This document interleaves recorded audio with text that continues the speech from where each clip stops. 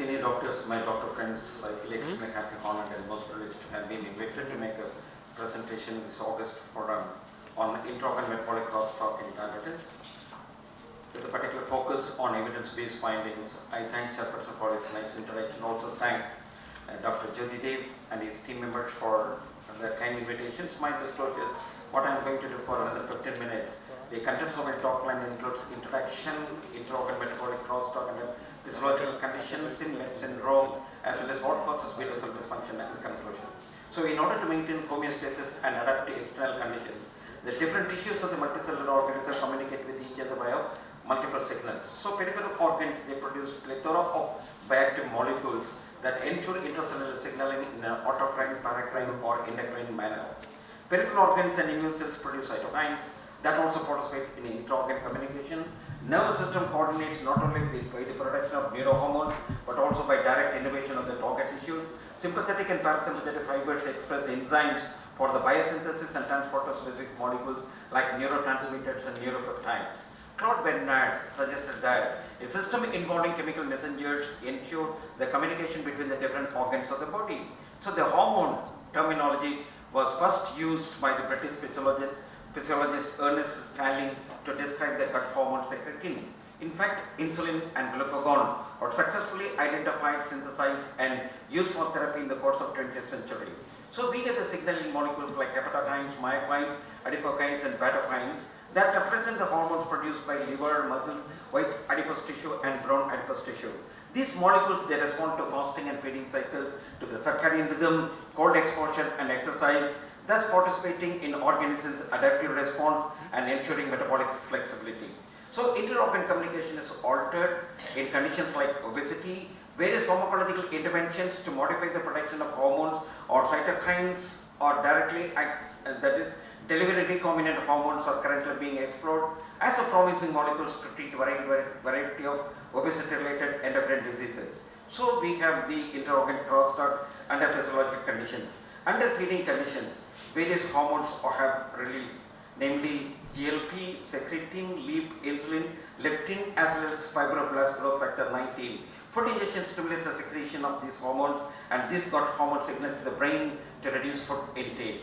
Next is under fasting conditions. Fasting stimulates the secretion of various hormones like ghrelin, glucagon, adiponectin, asparagine, as well as FGF21.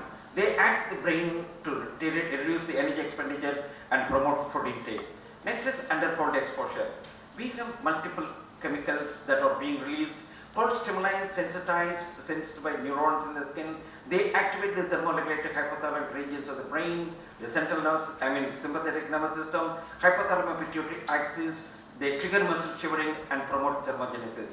The ultimate aim is to remodel the white adipose tissue into brown adipose tissue, what we call it browning, and also to induce participation in both fat as well as fat thermogenesis. Next is inter-organ communication during exercise. Aerobic exercise or strength training triggers the secretion of numerous myokines. We have the interleukin 6 that mediates glucose uptake, insulin sensitivity, fatty acid oxidation, insulin production, ensuring the availability of energy substrate for exercising muscles. Next is we get the irisin that is also released during exercise that triggers fat remodeling, increases muscle oxidative metabolism and reduces hepatic glucose output. Next is FGF21, it reduces muscle insulin resistance. Overall, the physical exercise promotes browning of white adipose tissue and fat thermogenesis to meet the increased demand for fatty acid and glucose oxidation. Next is communication from the gastrointestinal system to pancreatic islets.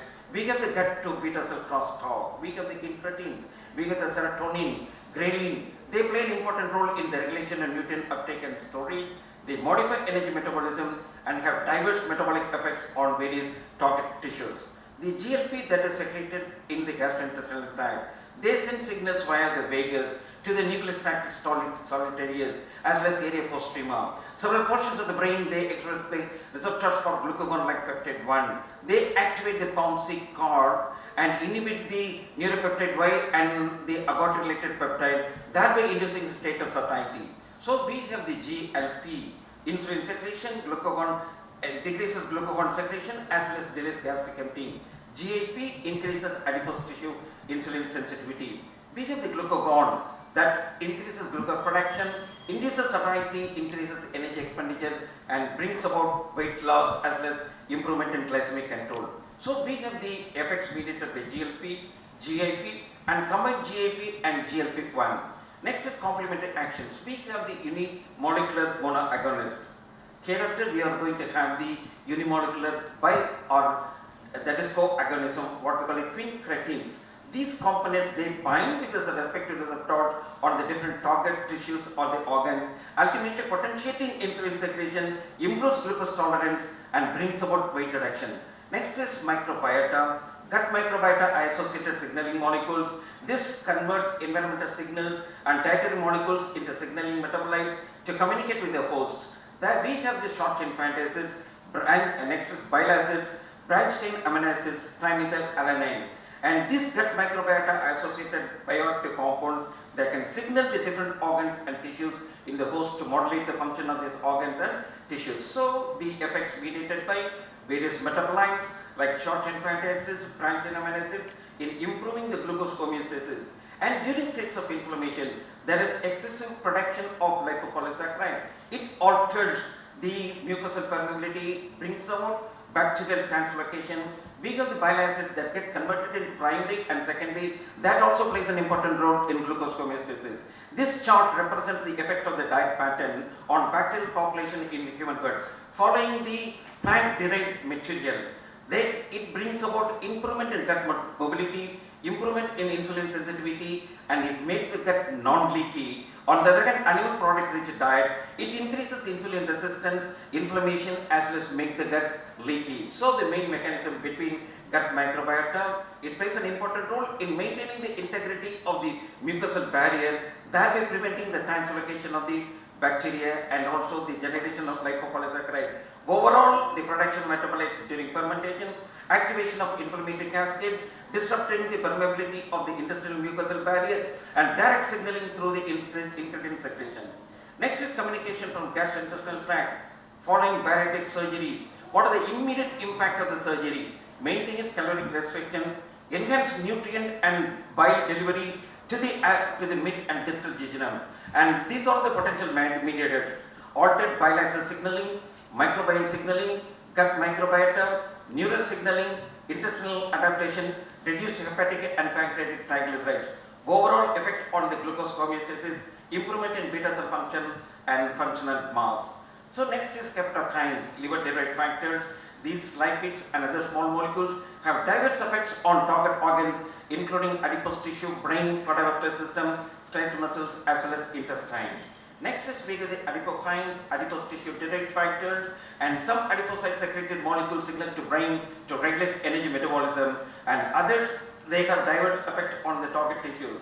Right. Next is we get the communication from skeletal muscle to pancreatic islets, muscle to beta cell crosstalk. Muscle is the largest organ, major site for insulin and exercise mediated glucose disposal.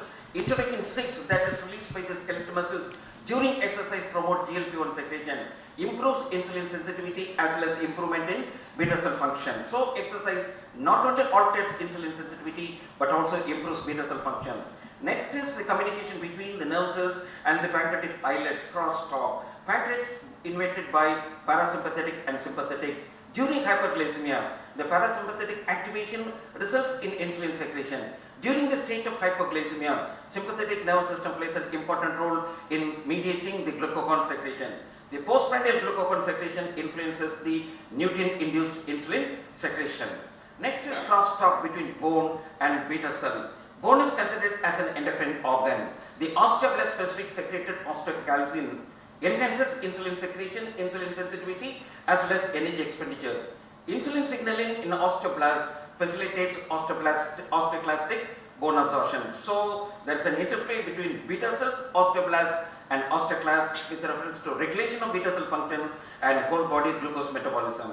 Next is what happens in metabolic syndrome. VAT, white adipose tissue, account for nearly 50% of the human body weight. Most human weight, that is patient with obesity, there is hyperleptinemia, leptin resistance. There is defective energy expenditure as well as there is increased energy production, defective energy production.